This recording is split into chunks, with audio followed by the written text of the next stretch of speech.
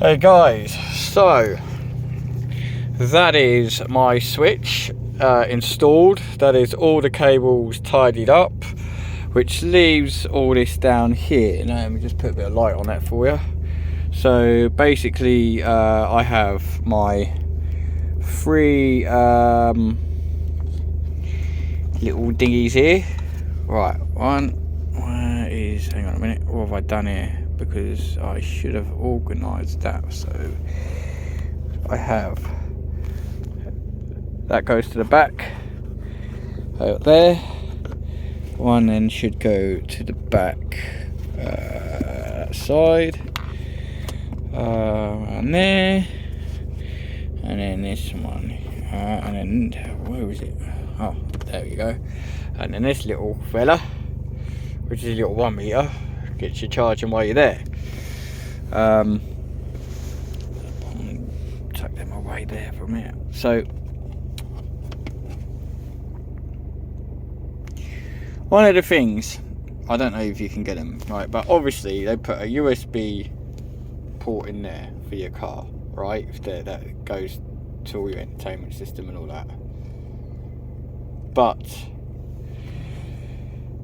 I'm wondering if you can get extra USB ports put in somewhere.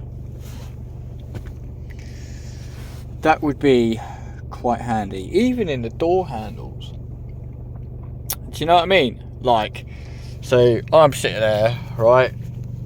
I'm okay because I've got my USB here, but like, rather than then have this taken up, instead have like a USB port in here. You can have your USB there, one in the back there, and one in the back there. Obviously the power to the back doors, that would have to be running like I had to do for the lights, but still, having said that, I think it might be an idea. Or here's the other idea, is, see that switch there, see that, put it on. Okay, so now I know my lights are on. Just as a little show, here you go, lights are on, and then dink, lights off, lights off. Let's have them on, because I've got to go and get some fuel. So basically,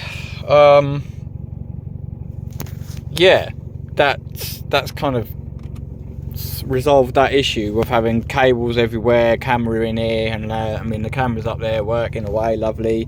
I still got a little bit of a dodgy connection on that fuse, and I ended up, in this process, right, I ended up blowing a fuse because I flipping forgot I'd wired it back in, connected it all up, and I let the ground and the live just touch, and just like little spark, and that was the fuse blown. I was like, uh-oh. So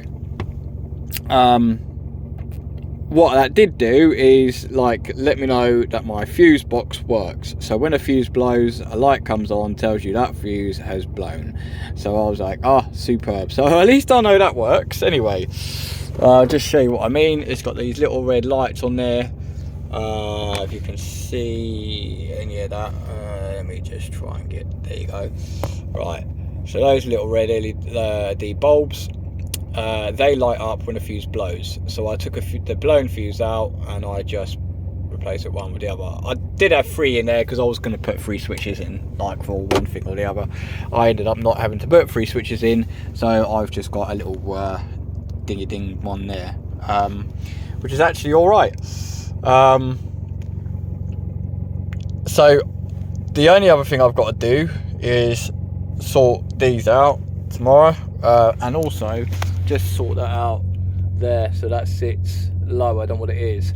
But I should have the correct tools to do that. Now, like I said, those pick sets that I got should actually get behind that. I should be able to get enough space behind it, get a little pick in there, and then just grab hold of that spring clip and just pull that off, and then that will just go fling, and then the handle will come out, and then that means that I can release the back door cards. So the setup tomorrow, hot glue gun, bit of hot glue. I've got my Dremel multi type tool, which is basically all good to go.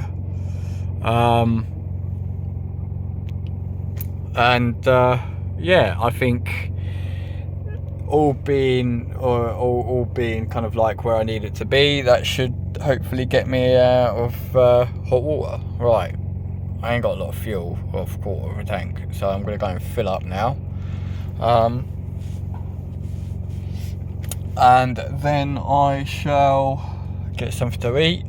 Church tomorrow, back to work Monday. I'm going to have a restful day tomorrow because I was at work today, and then yeah, I'll just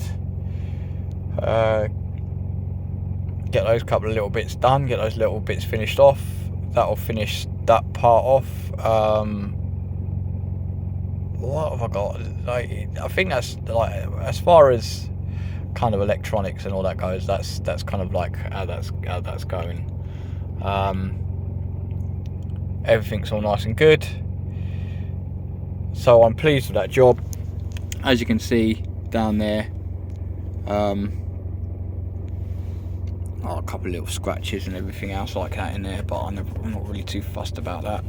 I mean, if I really was that fussy about it, I'd just get a new centre console. I'm pretty sure they're about 40 quid, £45 or something like that. I can get one of these for in good condition. Just re-drill that hole, maybe even use the right size hole bit to put that switch in. The unfortunate thing about that is I'd probably have to unsolder the wires to that, because even though I can disconnect, the plug thing does not go through that hole. It's just too big, and I can't make that hole any bigger for risk of it being too big for the switch. So I'm kind of just like, all right, well, I'll put it through, solder it on, and then I'll plug that in, and then I'll just stay in there, and then like that whole thing will come out. If I do need to remove that at any point, I'll just desolder it and then take the wires off, and hey, Bob's your uncle, that's done. So what have I got to do really is I've got to give this car a flipping good clean. I've got to clean these mats, which are just absolutely filthy. They are absolutely filthy. I've got mud all up the side there where it's all been scraped up there from probably me and probably mechanics and all that kind of stuff.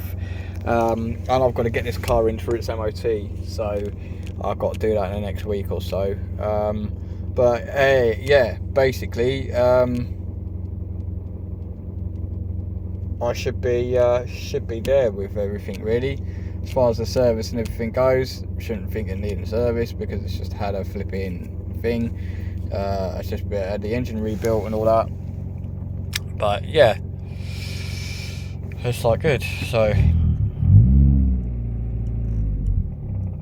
right, I'm gonna go and get some fuel, and then, like I said, get something to eat, and then I'm gonna call that a night. And then I will try and get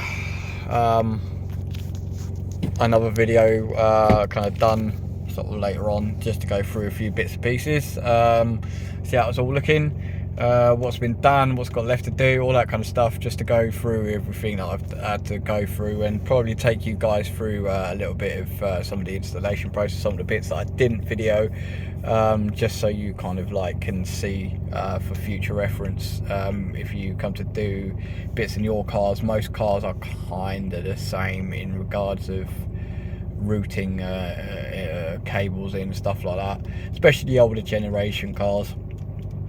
Things that, you know, anything that you can get the trims and that off, even the more expensive cars, to be honest, even Lamborghini and stuff like that, you know, once you get beyond the trims and everything else to run wires in and all that, it's pretty straightforward.